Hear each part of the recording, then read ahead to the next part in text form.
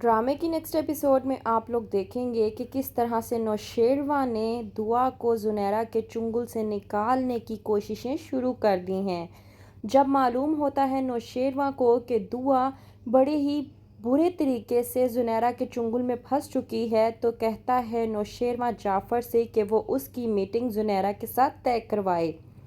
کہتا ہے جعفر کہ مجھے یقین نہیں آ رہا کہ آپ خود اس عورت کے پاس چل کر جائیں گے۔ اس بات پر نوشیروان جعفر سے کہتا ہے کہ میں نے تم سے جتنا کہا ہے اتنا کرو، میری میٹنگ زنیرہ کے ساتھ طے کرواؤ تاکہ میں اس سے دعا کے متعلق بات کر سکوں۔ جاتا ہے نوشیروان زنیرہ کے پاس اور جا کر دعا کے متعلق بات کرتا ہے۔ جب اس بات کا رومی کو پتہ چلتا ہے تو وہ جا کر دعا کو بتاتی ہے کہ کل کسی آدمی نے تمہیں پارٹی میں پسند کر لیا تھا اور اتنا ہی نہیں وہ تمہارے پیچھے یہاں تک آ چکا ہے۔ دعا یہ سن کر تھوڑا سا حیران ہوتی ہے اور پوچھتی ہے کہ وہ آدمی آخرکار کون ہے۔ اس بات پر رومی کہتی ہے کہ یقین کرو آج سے پہلے میں نے اس آدمی کو یہاں کبھی نہیں دیکھا اور اس کا نام بھی بہت عجیب اور مشکل سا ہے۔ اس کا نام مجھے یاد نہیں آ رہا لیکن وہ بہت ہی اچھا انسان لگ رہا ہے دکھنے میں۔ دعا تھوڑا سا پریشان ہوتی ہے یہ سوچ کر کہ اگر وہ اتنا ہی اچھا انسان ہے تو وہ ایسی جگہ پر کیا کر رہا ہے۔ لے کر جاتی ہے رومی دعا کو تیار کروا کر نوشیروان کے سامنے۔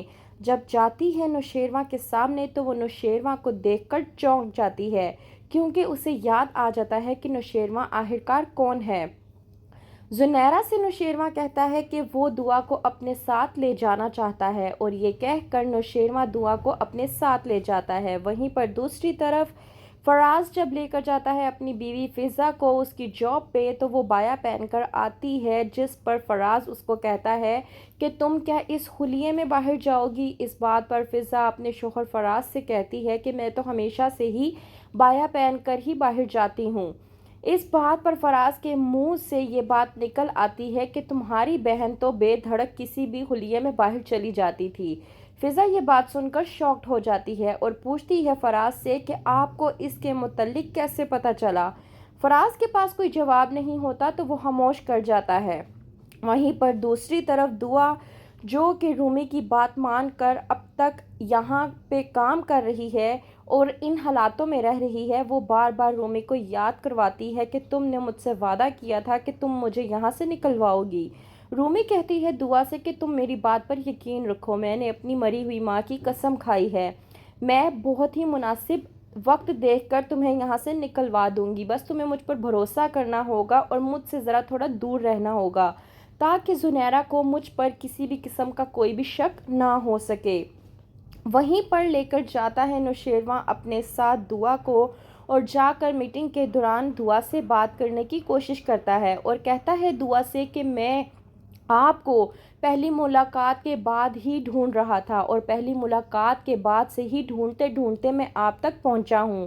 اس بات پر دعا نوشیروان سے کہتی ہے کہ میں پہلے والی دعا اب بالکل بھی نہیں رہی، لیکن نوشیروان کہتا ہے دعا سے کہ میرے لیے اب بھی تم پہلے والی ہی دعا ہو۔